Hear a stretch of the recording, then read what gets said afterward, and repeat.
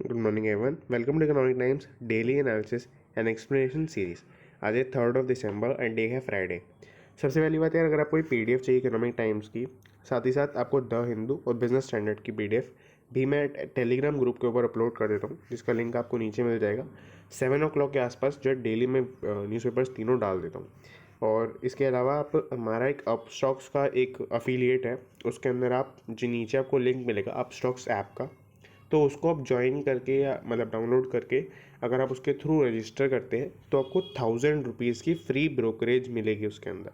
तो वही है, नॉर्मल डीमैट अकाउंट के लिए जो आपको डिटेल्स डालनी पड़ती हैं वही आपको डालनी है, जैसे आपके पैन कार्ड, आधार कार्ड वगैरह। और उसके अलावा आपको उसके अंदर फिर 1000 रुपीज़ की फ्री ब्रोकरेज मिल जाएगी। तो इस तरीके से नाम स्टार्ट करते हैं फर्स्ट न्यूज़ से। Goenka travels to LA, Zee Sony close in on mega merger. तो यहाँ पे बेसिकली बहुत ही क्लमजी सी हेडलाइन बना रखी है। पहले मैं आपको बैकग्राउंड दे देता हूँ। जी एंटरटेनमेंट एंटरप्राइज लिमिटेड जो एक कंपनी है, जी के बारे में आप सभी को पता ही है, और सोनी जो कंपनी है, इन दोनों का मर्जर होने जा रहा है।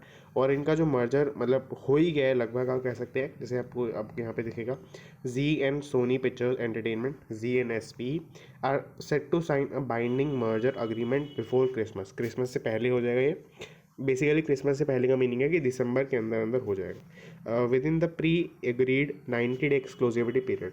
तो मर्जर्स एंड एक्विजिशंस के अंदर ये एक्सक्लूसिविटी पीरियड का मीनिंग ये होता है कि आप इस ट्रांजैक्शन से रिलेटेड और कोई ट्रांजैक्शन या फिर कुछ भी और नहीं कर सकते 90 डेज या जितना भी एक्सक्लूसिविटी पीरियड है इस पीरियड के अंदर। तो इस पीरियड के अंदर जैसे मान लेते हैं कि SP ने जी को अक्वायर कर लिया, मतलब मर्जर कर लिया उसके साथ।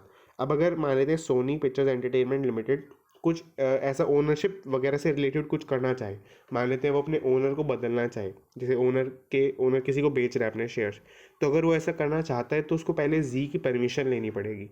तो वो इस तरीके से बेसिकली कि अभी ऐसा नहीं है कि जी का उसके ऊपर कंट्रोल है पर ओनरशिप है, ऐसा कुछ नहीं है।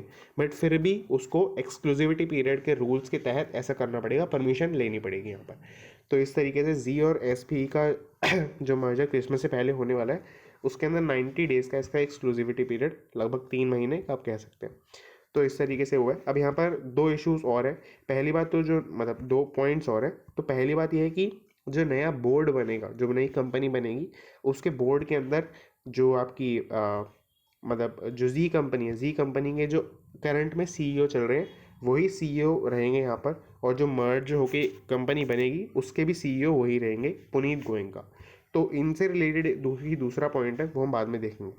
और उसके अलावा बोर्ड मेंबर 9 मेंबर्स हैं टोटल। उसके अलावा जो 8 मेंबर्स हैं उसके अंदर 5 आएंगे सोनी से, जो कि सीनियर मेंबर हैं, जो अभी भी जैसे कोई एग्जीक्यूटिव डायरेक्टर है इस सब पोस्ट पर है। बाकी इसके अलावा 3 मेंबर्स हैं इंडिपेंडेंट डायरेक्टर हैं। तो ये बेसिकली वो लोग होते हैं जिनका कंपनी के अंदर कोई शेयर नहीं होता है, कोई ओनरशिप नहीं होती है, और वो कंपनी के अंदर बाहर से आते हैं एक तरीके से। तो ये इस तरीके से होने वाला है ना। इसके अलावा क्या है कि सोनी के जो रिप्रेजेंटेटिव हैं वो ये सब है। बाकी इसके अलावा डिटेल सारी यहाँ भी दी हुई है। जो मेन पॉइंट है इसके अंदर वो ये है कि सॉरी, जी कंपनी के अंदर जो लार्जेस्ट शेयर होल्डर है वो सिंगल एक कंपनी है, इन्वेस्को करके। हमने इसके बारे में पहले भी देखा था कई बार। तो इन्वेस्को जो कंपनी है वो 17.88% होल्ड करती है जी के अंदर। तो ये जो है, ये इन्वेस्को कंपनी मैनेजमेंट और कंट्रोल इश्यूज़ के ऊपर डाइसी है जी के साथ। मतलब उसको पसंद नहीं है एक तरीके से आप कह सकते हैं मैनेजमेंट जो जी की भी चल रही है उसके अंदर। मैनेजमेंट के अंदर टॉप पर्सन जो CEO है पुनीत गोयनका, उसके रेजिग्नेशन के लेटर्स इन्होंने कई बार फाइल कर दिए हैं कि इसको रिज़ाइन कर देना चाहिए। तो इस तरीके से बाकी उनकी भी ओनरशिप है, वो सब है, तो उसकी वजह से वो बच जाते हैं। तो इसकी वजह से ये होता है। अब यहाँ पर इन्वेस्को जो है इस डील को मना कर रहा था काफ़ी टाइम से, क्योंकि वो सिंगल लार्जेस्ट शेयर होल्डर है तो वो ऐसा कर भी सकता है, क्योंकि अगर वो अपना राइट नहीं पुट इन करेगा तो वैसा डील नहीं हो पाएगी। तो यहाँ पर इन्वेस्को ने इसीलिए मना किया है क्योंकि वो जी जो अगर इससे मर्ज कर जाएगा तो वो जो मिल के मर्ज एंटिटी बनेगी उसके भी CEO पुनीत गोयनका ही होने वाले हैं, जो वो इस चीज़ को अप्रूव नहीं करता है बेसिकली। तो यहाँ पर हमने ये बाकी सारा देख लिया। बाकी सोनी सोल प्रमोटर, सोनी का इसके अंदर काफ़ी एक अलग सा केस चल रहा है। सोनी का जो सोल प्रमोटर है उसका सोनी कंपनी SPE के अंदर 53% स्टेक चल रहा है उस कंपनी के अंदर। तो ये हमने इनके बारे में बेसिक देख लिया, और जो न्यूज़ के अंदर थी मेन बात वो देख लिया। और बाकी ये तो आपको दिख रहा होगा, गोयनका ट्रेवल्स टू LA का मीनिंग ये है कि जो पुनीत गोयनका है वही LA चले गए, लॉस एंजलिस, ताकि मतलब वो जुरिस्डिक्शन से बाहर चले जाए और उनके ऊपर कोई केस नहीं हो पाए जल्दी से। तो इस तरीके से now indices report biggest single day gain in a month. तो ये थोड़ी स्टॉक मार्केट से रिलेटेड न्यूज़ है, तो मैंने ये ट्राई किया है कमेंट्स पढ़ के और एनालाइज करके थोड़ा बहुत कि इस जो स्टॉक मार्केट से रिलेटेड सॉरी जो न्यूज़ है अगर उसके अंदर कोई टर्म या फिर कोई कॉन्सेप्ट नहीं है तो उसको मैं थोड़ा सा क्विक करके अभी समझाने की कोशिश करूँगा, थोड़ा जल्दी ख़त्म करने की कोशिश करूँगा।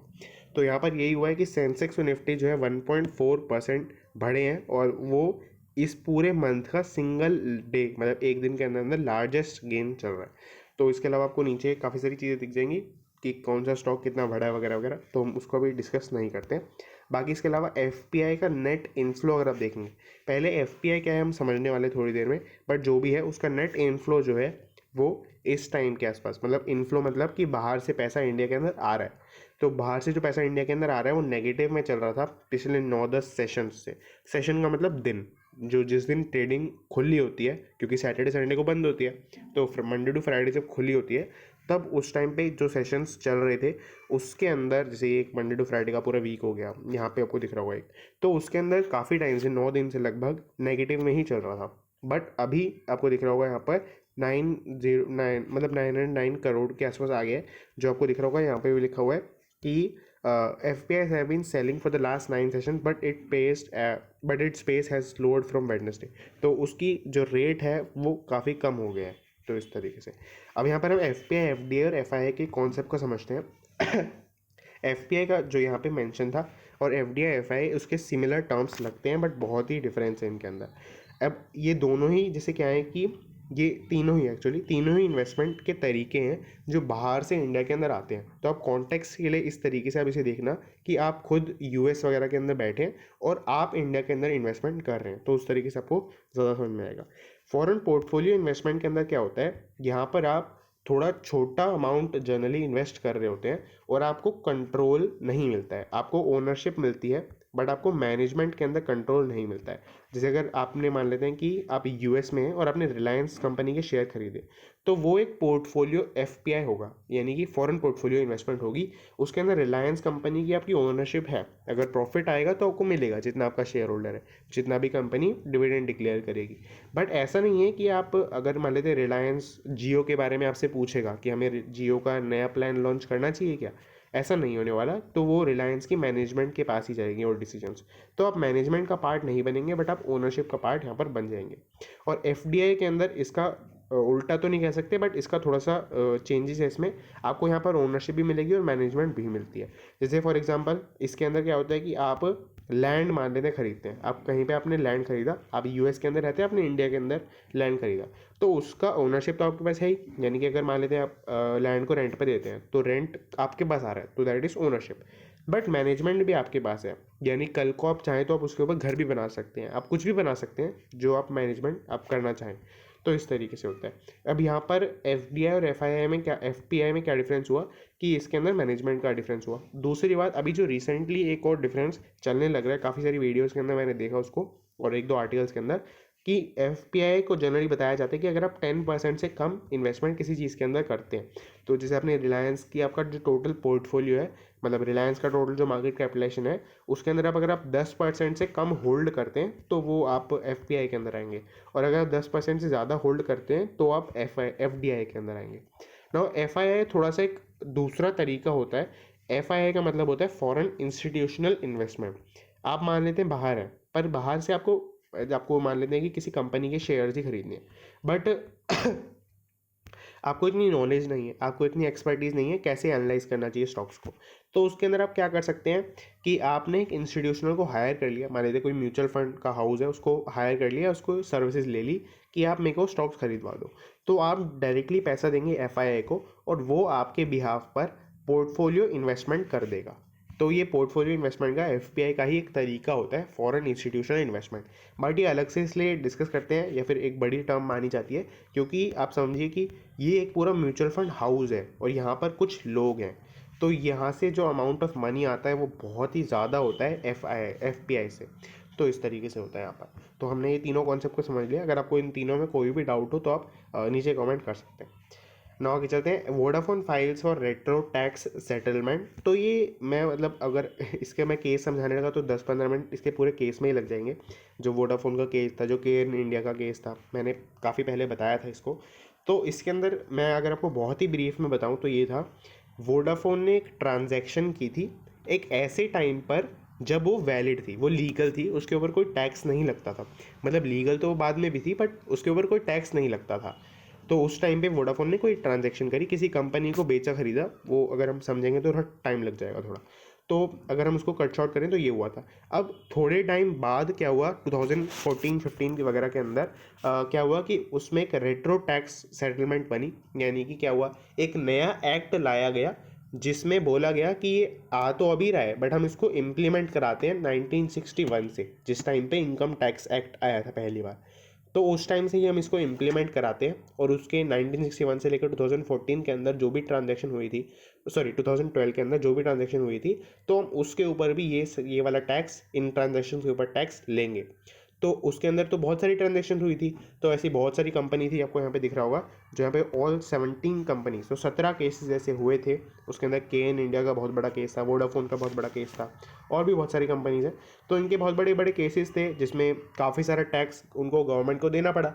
तो उसके बाद अभी रिसेंटली 2-3 साल आप कह सकते हैं या उसी टाइम से, पर मोस्ट इंपॉर्टेंटली 2-3 साल से इसके ऊपर प्रोटेस्ट होने लग रही हैं, केसेस होने लग रहे हैं बार बार इंटरनेशनल कोर्ट में, कभी सुप्रीम कोर्ट में, ये सब।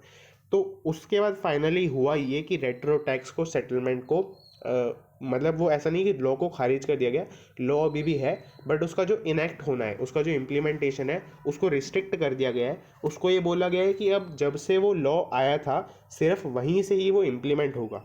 तो जो पीछे वाले जो सारे मतलब जिनके ऊपर टैक्सेस कलेक्ट कर लिए गए जिन ट्रांजेक्शन के ऊपर, तो उसके ऊपर जो टैक्स गवर्नमेंट के पास पड़ा है जो असल में कंपनीज़ का है, वो वापस देना पड़ेगा गवर्नमेंट को।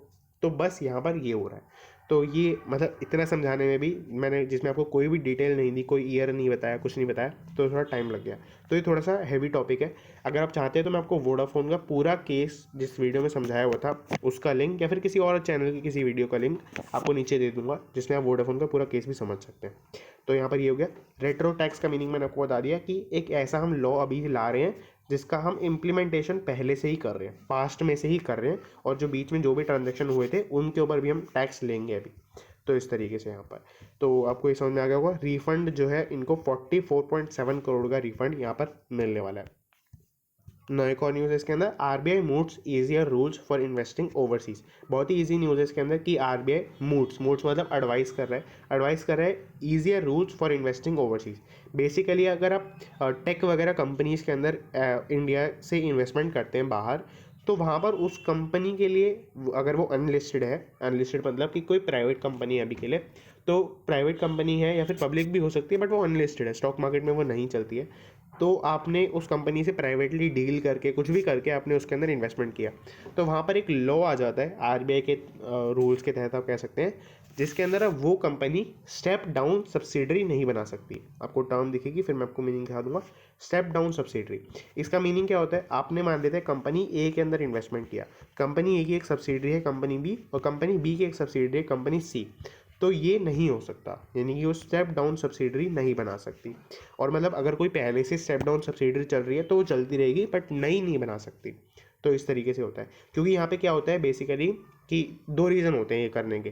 पहला तो होता है कि आपको जेन्युइन रीज़न है कि आपको बिजनेस अपना एक्सपैंड करना है, कुछ भी रीज़न हो सकता है, तो आपको किसी और कंट्री के अंदर जाना है तो आपको यही चेंज करनी पड़ रही है। या मान लेते हैं आपने जैसे इंडिया के अंदर आपने इन्वेस्टमेंट की थी, बट कल को मान लेते हैं इंडिया का पार्टीशन हो जाता है, मतलब ऐसा मैं दूर दूर तक नहीं सोच रहा हूँ बट फॉर एग्जाम्पल इंडिया का आपको मान लेते हैं कोई पार्टीशन हो जाता है, अपर इंडिया लोअर इंडिया, तो आपको 2 सब्सिडरी खोलनी पड़ रही हैं इसके अंदर, तो ऐसा आप नहीं कर सकते अगर किसी इंडियन की ही उसके अंदर इन्वेस्टमेंट है। या कोई और एग्जांपल ले सकते हैं इंडिया की जगह, वैसा कोई वो नहीं है। तो इस तरीके से होता है, बट इसमें क्या है कि यहाँ पर और भी एक दूसरा रीज़न होता है कि मनी लॉन्ड्रिंग और जो इलीगल पर्पसेज हैं टैक्स वाले, टैक्स बचाने के लिए। तो कई कंपनीज इसे टैक्स वगैरह बचाने के लिए ऐसी बहुत सारी सब्सिडरीज खोल देती हैं, फिर धीरे धीरे क्या करेंगी, सी वाली कंपनी को किसी को बेच देंगी, बी वाली को किसी को बेच देंगी। तो उसके ऊपर क्या होता है कि यहाँ पर मान लेते हैं कि ए कंपनी तो मान लेते हैं कि यूएस में रजिस्टर्ड थी, बी कंपनी को किसी ऐसी कंट्री में रजिस्टर करवा लिया जहाँ पे कंपनी को बेचने में टैक्स नहीं लगता, तो उसमें क्या हुआ कि ऑन पेपर तो मान लेते कि यहाँ पर हमने इसको वो करा लिया, रजिस्टर करा लिया नॉर्दर्न किसी कंट्री में। ये एक कंपनी है, अभी आपने थोड़े दिनों पहले भी न्यूज़ के अंदर थी वो, बहामास करके। बहामास एक कंट्री है जिसके अंदर ये सब टैक्स वगैरह बहुत कम लगते हैं। तो यहाँ पे बी कंपनी को हमने बहामास में रजिस्टर करवा लिया, अब आपको टैक्स भी नहीं देना पड़ेगा बेचने के ऊपर। तो ए कंपनी का आप डायरेक्टली ओनरशिप आप ट्रांसफ़र कर सकते हैं। तो ये सब बेसिकली इलीगल चीज़ें होती हैं जिनको ना होने देने की वजह से ये रूल लाया गया। अब ऑन द टेबल आरबीआई चाहता है कि इस रूल को हटा दिया जाए अगर बोनाफाइड एक्सपेंशन यानी कि रियल एक एक्सपेंशन का केस बनता है। तो अगर कोई कंपनी डायरेक्टली इन्वेस्टमेंट मतलब अच्छा काम करना चाहती है बेसिकली, तो वो ऐसा कर सकती है, इसमें कोई वो नहीं है, रेस्ट्रिक्शन नहीं है। तो मैं आई होप आपको समझ में आ गया होगा, पूरा एक फर्स्ट पेज था और हम आगे चलते हैं ये वाले पेज के ऊपर। हालांकि मैं बीच में आपको एक छोटी सी न्यूज़ ये भी थी कि 2 केसेस कल कर्नाटका के अंदर ओमिक्रॉन जो नया वायरस है इसके आ गए हैं, तो काफ़ी बुरी न्यूज़ है एक तरीके से। खैर उसके अलावा यहाँ पर ईटी वेल्थ की आपको एक मैगज़ीन दिख रही है, ये बेसिकली इकोनॉमिक टाइम्स वालों की वीकली मैगज़ीन है, हर मंडे को आती है। और इस मंडे को जो इशू इसका आने वाला है काफ़ी इंटरेस्टिंग होगा, should you buy an electric car. तो इसके अंदर बहुत ही पर्सनल फाइनेंसिस के ऊपर डिटेल वगैरह काफ़ी सारी चीज़ें आती रहती हैं। तो मैं इसको भी शेयर कर देता हूँ अपने टेलीग्राम ग्रुप के ऊपर हर मंडे को ही। तो आप जो है इसको भी पाने के लिए आप ज्वाइन कर सकते हैं टेलीग्राम ग्रुप को। तो यहाँ पर हमने बीच में अपना प्रमोशन कर दिया। खैर आगे चलते हैं ईटी मार्केट्स वाले सेक्शन के ऊपर। ठीक है, इसके अंदर क्या है कि बेसिकली मार्केट्स यानी स्टॉक मार्केट वगैरह वाली न्यूज़ ज़्यादा रहती है, तो हम इसको थोड़ा सा जल्दी पेस पे कवर करेंगे। बाकी local funds net equity buys top 24,000 crore again. अब इसके अंदर क्या है कि लोकल जो म्यूचुअल फंड और जो डोमेस्टिक म्यूचुअल फंड्स वगैरह ये सब चल रहे हैं। तो लोकल का मीनिंग होता है कि जनरली इंडिया के अंदर, लोकल वैसे हम बोलते हैं किसी स्टेट के अंदर, बट लोकल का वैसे मीनिंग होता है न्यूज़पेपर की सेंस में हम कह सकते हैं कुछ भी। लोकल का वैसे मीनिंग है कि इंडिया के अंदर। तो जो डोमेस्टिक फंड्स हैं, इंडिया के अंदर फंड्स हैं, उनका net equity buys top 24,000 crore. मतलब जैसे क्या है कि उन्होंने कुछ इक्विटी यानी कुछ शेयर्स वगैरह खरीदे होंगे, कुछ बेचे होंगे।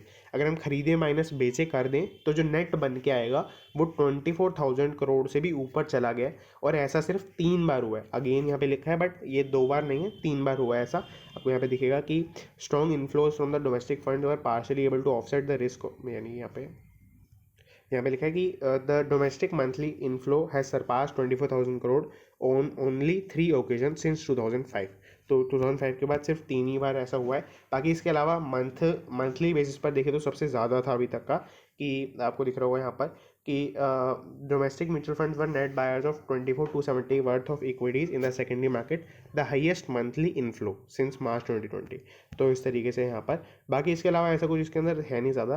But local funds have been net buyers of equities for the 9th month in a row, यानी कि नेट बाय कर रहे हैं। नेट बाय का मीनिंग होता है, मैंने कोई बताया वैसे, बाय करना माइनस सेल कर देना, उसका डिफरेंस जो होता है वो नेट बाय जो है 9 महीनों से लगातार पॉजिटिव में चल रहा है। तो आप जिसका अगर हम टोटल करेंगे तो 88,000 करोड़ के आसपास आ जाएगा।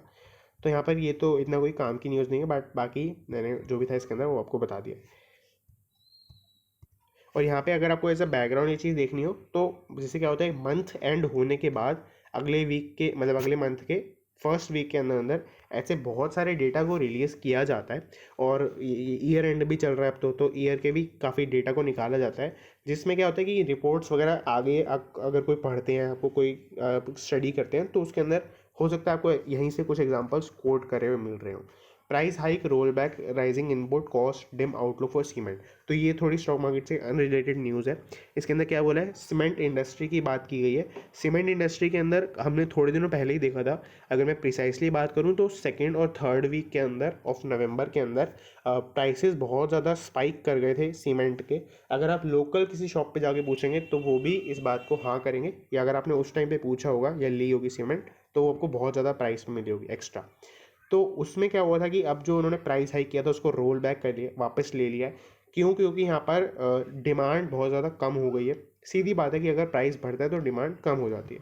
तो डिमांड कम होने की वजह से सॉरी, और कंपटीशन होने की वजह से उनको अपना प्राइस कम करना पड़ रहा है। दूसरी बात यहाँ पर, ये दोनों ही एडवर्स बातें हैं। पहली बात तो ये कि प्राइस कम करना पड़ रहा है, दूसरी बात जो एडवर्स बात सीमेंट इंडस्ट्री के लिए हो रही है, राइजिंग इनपुट कॉस्ट। तो जो इनपुट इनके अंदर लगता है, जो भी जैसे आपके यहाँ पे लिखा है पेट कोक लगता है, कोल प्राइसेस वगैरह लगते हैं, मतलब जो भी सीमेंट बनाने के लिए चीज़ें लगती हैं उनका प्राइसेस बहुत ज़्यादा ऊपर जा रहा है और वो प्रॉफिटेबिलिटी को सीधी सी बात है हिट करेगा। क्योंकि प्रॉफिट क्या होता है, रेवेन्यू माइनस कॉस्ट। अब आपकी कॉस्ट बढ़ने लग रही है तो यहाँ पर आपका माइनस करने वाला फैक्टर बढ़ रहा है और जो प्लस करने वाला फैक्टर है रेवेन्यू वो कम हो रहा है क्योंकि आप प्राइसेस को कम करना पड़ रहा है। तो इस तरीके से इनकी प्रॉफिटेबिलिटी दोनों ही डायरेक्शंस के अंदर एडवर्स तरीके से जा रही है। तो यहाँ पर हमने देख लिया पूरा। बाकी इसके अलावा इसके अंदर कोई ऐसा नहीं था। यहाँ पे डोमेस्टिक ब्रोकरेजेस नॉर्थ इंडिया, मतलब जो इंटरनेशनल मार्केट के अंदर पेटको और कोल प्राइसेस का जो प्राइस चल रहा है हम उसको स्टैंडर्ड लेके ये जो बातें करते हैं वो करते हैं कि हायर प्राइस हो गया है। तो वो रिपोर्ट कौन करता है, वो बहुत सारी डोमेस्टिक ब्रोकरेजेस नॉर्थ इंडिया के अंदर जो है वो करती हैं। मतलब बेसिकली जो दिल्ली वगैरह के अंदर आप कह सकते हैं कि जो ब्रोकरेजेस हाउस हैं वो करते हैं। ये भी कोई खास इंपॉर्टेंट नहीं था। खैर इसके अलावा the star health IPO manages to scrape through subscribe 79% on final day. तो बहुत ही एक आप कह सकते हैं कि अनएक्सपेक्टेड सी चीज़ हो गई है। आज के टाइम पे कोई IPO अंडर सब्सक्राइब हो गया है। अब इतनी बड़ी बात है, स्टार हेल्थ जिसके मतलब मेजर इन्वेस्टर राकेश झुनझुनवाला है, तो इनका IPO अंडर सब्सक्राइब हो गया है। 79% ही टोटल सब्सक्राइब हो पाया फाइनल डे पे। बाकी इसके अलावा आपको दिख रहा होगा यहाँ पर विद द इशू, मतलब इसके अंदर ये कि आपको अगर लग रहा है कि IPO लिस्ट नहीं हो पाएगा अब इसके अंदर, तो ऐसा नहीं है, हो जाएगा IPO लिस्ट। क्योंकि एक रूल होता है कि अगर आपका फाइनेंशियल इंस्टीट्यूशन के लिए आप जो अपना पोर्शन रिजर्व करते हैं वो 75% है अगर, और वो सब्सक्राइब हो गया पूरा फुली सब्सक्राइब हो गया है, तो आप लिस्ट हो सकता है। An issue can go through का मीनिंग है कि लिस्ट हो सकता है IPO। तो कंपनी तो लिस्ट हो ही जाएगी, बट यहाँ पर काफ़ी ज़्यादा आपको प्राइस ब्रेकडाउन, प्राइस में नीचे गिरावट दिख सकती है। तो इस तरीके से बाकी, बट सबसे जो आप कह सकते हैं कि कंपनी की मैनेजमेंट के ऊपर देखो क्या होता है कि IPO शॉर्ट टर्म में तो हो सकता है गिरे या फिर ऊपर जाए, बट लॉन्ग टर्म में जो चीज़ें चलती हैं वो फंडामेंटल एनालिसिस के बेसिस पे चलती हैं। तो अगर हम फंडामेंटल एनालिसिस के पॉइंट से देखें तो एक बहुत ही एडवर्स चीज़ ये वाले सेगमेंट के अंदर है। इसके अंदर क्या लिखा हुआ है, the public offer included worth shares worth 100 crore for employees but only 10% of this portion was subscribed। तो अब ये कितनी बड़ी बात है कि एम्प्लॉयज़ जिनको सब कुछ पता है कंपनी के बारे में इंटरनली, मतलब लगभग सब कुछ पता है, तो वो 100 करोड़ के लिए उनका पोर्शन आप कह सकते हैं कि रखा हुआ था, उसके अंदर 10% ही सब्सक्रिप्शन आया, यानी कि 10 करोड़ के आसपास। तो इस तरीके से काफ़ी बड़ी बात होती है। बाकी इसके अलावा एक और फैक्टर इसके अंदर है कि HNI मतलब होता है कि जिनकी वैल्यू मतलब वर्थ मतलब बहुत ज़्यादा है, जैसे मुकेश अंबानी वगैरह हो गए, तो वो तो अल्ट्रा HNIs वगैरह में कैटेगरी में आ गए। तो वो सब जो है इन्होंने भी मतलब इनके लिए भी एक पूरा कोटा रिजर्व्ड होता है, तो उसके अंदर 19% ही सब्सक्रिप्शन आया है इस वाली के। तो ये सारी फैक्टर्स जो है इसी पॉइंट के ऊपर ट्रिगर कर रहे हैं कि इनका स्टॉक प्राइस नीचे जा सकता है और लॉन्ग टर्म में कंपनी अच्छी भी नहीं है शायद।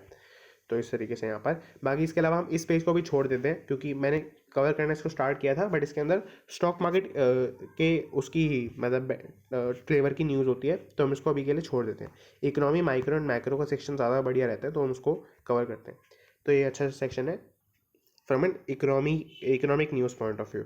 तो companies caution against hasty reaction to Omicron, seek uniform policy. तो जैसा कि मैंने आपको बताया था कि कर्नाटका के अंदर 2 केस आ गए हैं, तो मतलब वो ये कि हर स्टेट ये चाहती है कि उनकी स्टेट के अंदर लॉकडाउन ना लगे। साथ ही साथ कि उसकी वजह से क्या करना पड़ेगा कि जो भी कर्नाटका से फ़्लाइट्स आ रही हैं या फिर जो भी मतलब इंटरनेशनल फ़्लाइट्स आ रही हैं, जो भी कंपनी जो कंट्रीज़ के अंदर इन्फेक्शन फैल रहा है, तो वहाँ पर वो जल्दी जल्दी लॉकडाउन जो एंट्री स्पॉट्स हैं उसको बंद करेगी, एयरलाइन सेक्टर को बंद करेगी पूरे को। तो ये सब करने की स्टेट्स गवर्नमेंट प्लान कर रहे हैं। तो इससे पहले ही इकोनॉमिक टाइम्स वालों ने ये बोल दिया है कि कंपनीज चाहती हैं, यानी कि जो इंडियन इंक का मीनिंग होता है, इंडियन इंकॉपरेटिव जो मैंने बोला, इसका मीनिंग होता है कि जो भी सारी कंपनीज हैं, रजिस्टर्ड कंपनीज, गवर्नमेंट कंपनीज, सब कुछ मिला के एक पूरे सेगमेंट का नाम दे दिया। फिक्शनल सेगमेंट, ऐसा कोई नहीं है कि इसके अंदर कोई लिस्ट बनी हुई है कि इसके अंदर कौन कौन आता है, बट ये कहने की बात है कि इंडिया इंक। तो इस तरीके से होता है। तो इंडिया इंक मतलब एक पॉपुलर डिमांड के ऊपर आप कह सकते हैं ये चल रहा है कि कोई नी जर्क रिएक्शन ना दें, कोई ऐसा वैसा बेसिकली रिएक्शन ना दें, और इसके ऊपर एक यूनिफॉर्म पॉलिसी आनी चाहिए। Calls for uniform policy across India. अगर एयरप्लेन्स बंद हो रहे हैं तो हर जगह के होने चाहिए, किसी स्टेट को एक्स्ट्रा बेनिफिट नहीं मिलना चाहिए। बाकी इसमें एक और ग्लोबल फैक्टर जो मैंने कल न्यूज़ के अंदर CNBC के ऊपर देखा था, वो ये था कि ये ग्लोबली भी काफ़ी बुरी चीज़ है जैसे क्या है कि यूएस और काफ़ी सारी ऐसी कंट्रीज़ ने अफ्रीका से आने वाली फ़्लाइट्स को बंद कर दिया है। अफ्रीका की जो मॉडर्न जगह है जहाँ से नाइजीरिया वगैरह जैसे उन कंट्रीज से आने वाली जो भी फ़्लाइट्स हैं उनको बंद कर दिया है। तो ये काफ़ी बुरी बात है अभी के लिए, क्योंकि वहाँ पर जिन लोगों ने मतलब जो अमेरिकन हैं उनके लिए वो खुली है फ़्लाइट्स। अगर आप अमेरिकन हैं अफ्रीका के अंदर हैं तो आप फ्लाई कर सकते हैं अमेरिका में, बट अमेरिका से आप डायरेक्टली यूएस नहीं जा सकते और बहुत सारी अदर कंट्री से जा सकते हैं। तो पहली बात तो ये है कि इसमें लूप होल है, क्योंकि अफ्रीका से लोग बाहर जा सकते हैं, मान लेते हैं किसी सिंगापुर वगैरह चले गए, फिर वहाँ से चले गए यूएस, तो ऐसा हो सकता है। पहली बात तो लूप होल है। दूसरी बात ये है कि इसमें एक पोटेंशियल थ्रेट है कि मान लेते हैं फ्यूचर के अंदर कोई किसी जगह पर कोई कोविड का या फिर किसी और वायरस का कोई म्यूटेटेंट आ जाता है, जैसे ओमिक्रॉन अभी ये दिख रहा है हमें। तो ऐसा कोई म्यूटेंट आ जाता है तो वो कंपनी चाहेगी कि वो रिपोर्ट ना करे, क्योंकि उसका पूरा सेगमेंट बेकार हो जाएगा। अगर मान लेते हैं यूएस से फ़्लाइट बंद हो गई, तो यूएस तो बहुत ज़्यादा ट्रेड करता है हर कंट्री के साथ, काफ़ी सारी कंट्रीज़ के साथ, तो वो अपना बताएंगी नहीं, रिपोर्ट ही नहीं करेंगी। तो ये एक पोटेंशियल थ्रेट हमें मिल सकता है। इसकी वजह से हमें यूनिफॉर्म पॉलिसी बनानी पड़ेगी। और फिर क्या होगा कि अगर ऐसा नहीं होता है तो फिर वहाँ पर कैस्केडिंग इफेक्ट, यहाँ पे इन्होंने टर्म यूज़ की है, any deviation at a state city और municipal level would have a cascading effect. तो मतलब मैं थोड़ा सा स्ट्रेच कर रहा हूँ इस न्यूज़ को, बट कास्केडिंग इफेक्ट समझना ज़रूरी है। कास्केडिंग इफेक्ट का मतलब होता है एक चीज़ हुई उससे दूसरी दूसरी दूसरी इस तरीके से हो गई। तो जैसे अगर मान लेते हैं कोई स्टेट अपनी सॉरी, अगर मान लेते हर स्टेट के अंदर ये पॉलिसी बनी कि वहाँ पर लॉकडाउन लगेगा, बट एक स्टेट ने हटा दिया, तो वहाँ पे ट्रेड हो रहा है, टैक्सेस कलेक्ट करेंगी गवर्नमेंट, हालांकि थोड़े बहुत ही हो पाएंगे बट जितने भी होंगे। तो इसी तरीके से क्या होगा कि कोई और स्टेट जहाँ पे केसेस थोड़े बहुत कम है वो बोलेगी उस स्टेट ने भी कर दिया तो हम भी कर सकते हैं। तो यहाँ पर इसी वजह से यूनिफॉर्म पॉलिसी की डिमांड की जा रही है, और इसके अंदर सेंट्रल और स्टेट गवर्नमेंट दोनों मिलकर काम करेंगे तो वो ज़्यादा इसके अंदर बढ़िया रहेगा। काफ़ी सारी इंडस्ट्री बॉडीज़ जो इंडिया इनकॉपरेटिव लिखा था, तो वो ये सब है जो कह रही हैं। तो ये हमने देख लिया पूरा। Now rural consumer sentiment index rises marginally. तो ये बहुत ही, ये भी एक आप कह सकते हैं कि अनएक्सपेक्टेड सी न्यूज़ है। जैसे अब आपको पता होगा कि फार्म लॉज को रिपील कर लिया गया, वापस ले लिया गया। तो फार्म लॉज को वापस लेने में आपको, ये सीधी सी बात है कि वो जो रूरल एरियाज़ के लोग जो प्रोटेस्ट करे थे दिल्ली के अंदर आके, तो उन लोगों का सेंटिमेंट जो था वो बढ़ना चाहिए था, क्योंकि मतलब काफ़ी एक मतलब अच्छे प्रपोर्शन से बढ़ना चाहिए था, क्योंकि वो बहुत ही ज़्यादा डिसअपॉइंटेड थे। तो इसमें क्या है कि एक इंडेक्स निकालता है CMIE centre for monitoring Indian economy. ये एक इंडेक्स निकालता है, index of consumer sentiment for rural India. इसके अंदर क्या करता है, जनरली सर्वे वगैरह कंडक्ट करता है बहुत सारे रूरल एरियाज़ के अंदर। ये गवर्नमेंट की अथॉरिटी है, तो बहुत सारे रूरल एरियाज़ के अंदर जो है सर्वे कंडक्ट करता है कि आपके यहाँ पे ट्रेड कैसा चल रहा है, आपके मतलब यहाँ पे मैरिजेस कितनी हो रही हैं, बहुत सारी चीज़ें होती हैं जो कंज्यूमर सेंटिमेंट को इफेक्ट करती हैं। और उसके अलावा आपके पुलिस केसेस कितने होते हैं, कि ट्रेड के अंदर झगड़ा कितना होता है दुकानों के बीच में। तो ऐसे बहुत सारे क्वेश्चंस पूछता है काफ़ी सारे एरियाज से, और फिर ये इंडेक्स निकलता है। तो इस इंडेक्स में हम क्लियरली ये देख सकते थे, अगर जो रूरल फार्म लॉज रिपील हुए थे उसकी वजह से जो लोग डिसअपॉइंटेड थे, तो वो अगर अभी मतलब वो रियली में अगर डिसअपॉइंटेड थे तो इस सेंटिमेंट को बढ़ना चाहिए था, काफ़ी अच्छे रेट से बढ़ना चाहिए था। बट ये सिर्फ 0.3% से बढ़ा है, 0.3%, जो कि मतलब अगर आप CMI की वेबसाइट पर जाएंगे तो इन्होंने अपनी हेडलाइन के अंदर ही लिख दिया है कि अनअप्रिशिएटेड रिजल्ट्स, तो उसके अंदर है। खैर उसके अलावा तो यहाँ पर यही था मतलब बेसिकली कि rural consumer sentiment index rises marginally और despite repeal of farm laws, कि फार्म लॉज के चले जाने के बाद जो सबसे ज़्यादा डिसअपॉइंटेड सेक्टर था वहाँ पर भी मतलब जो सेंटिमेंट है वो ज़्यादा उससे अच्छे से नहीं बढ़ा। तो ये हो गया यहाँ पर। बाकी इसके अलावा और भी काफ़ी सारे इंडेक्सेस की रिपोर्टिंग इन्होंने की है, कि जैसे आपको दिख रहा होगा कि index for consumer expectation went up by 1.3%। तो कंज्यूमर एक्सपेक्टेशन के अंदर क्या है, रूरल प्लस अर्बन दोनों का इसके अंदर बता रखा है, तो वो 1.3% से बढ़ा है। अगर आपको सिर्फ अर्बन का देखना है तो वो भी बताते हैं, the urban index of consumer sentiment fell by 1%, ये तो गिर गया उल्टा 1% से। तो यहाँ पर आपको दिख रहा होगा a good crop and removal of a law farmers, ये वही बात लिखी हुई है कि एक ऐसी चीज़ जो फार्मर को नहीं पसंद थी, उसके साथ ही साथ गुड क्रॉप भी हुई है इस बार। ये भी एक एडिशनल फैक्टर है कि अच्छी फसल हुई है, अच्छी फसल, और इस लॉ का जो इनको पसंद भी नहीं था वो दोनों रिमूव हो जाने के बाद भी जो सेगमेंट है या जो सेंटीमेंट है वो ज़्यादा नहीं बढ़ा है। तो इसके दो ही कंक्लूजन्स निकलते हैं, या तो कि ये स्टडी अच्छी नहीं है, या तो इसके जो पैरामीटर हैं वो ठीक नहीं है, या फिर इसका कंडक्ट अच्छा नहीं होता है। तो या फिर दूसरी बात हो सकती है कि जो फार्मर्स हैं वो इससे डिसअपॉइंटेड थे ही नहीं, उनको सिर्फ पैसे मिल रहे थे प्रोटेस्ट करने के लिए, तो वो भी एक फैक्टर हो सकता है। दोनों ही बातें इसके अंदर ट्रू हो सकती हैं। Steel companies cut prices iron और कोकिंग कोल कॉस्ट डिक्लाइन। तो ये लास्ट न्यूज़ इसके अंदर स्टील कंपनीज जो है वो अपने प्राइसेस को डिक्लाइन कर रही हैं, जैसे हमने ऊपर देखा था सीमेंट कंपनीज की तरह ही। तो पर इनका रीज़न अलग है, इनका रीज़न जेन्युइन है, क्योंकि इनके इनपुट कॉस्ट के प्राइसेस कम हो रहे हैं। यहाँ पे आपको दिख रहा होगा आयरन ओर के इंटरनेशनल मार्केट के अंदर प्राइसेस 60% से डाउन है। आपको यहाँ पे दिखेगा 870 के आसपास इनका प्राइस चल रहा है, और मतलब चल रहा था पहले, और 200 के आसपास आ गया है इसका पर टन इंटरनेशनल मार्केट के अंदर। तो इस तरीके से आपको यहाँ पे दिखेगा iron ore prices have come down by over 60% in the international market. तो इस तरीके से यहाँ पर, और कुकिंग कोल जो है उसका भी प्राइस यहाँ पे डिक्लाइन हो गया है। हालांकि इसका कोई भी डेटा यहाँ पर मौजूद नहीं है, तो बट फिर भी मतलब ऐसा हम कह सकते हैं यहाँ पर। तो हमने यहाँ पे पूरा देख लिया। अगर आपको कोई भी डाउट हो पूरे पेपर के अंदर जो भी हमने कवर किया, तो आप नीचे कमेंट कर सकते हैं। और that's it and thanks for watching.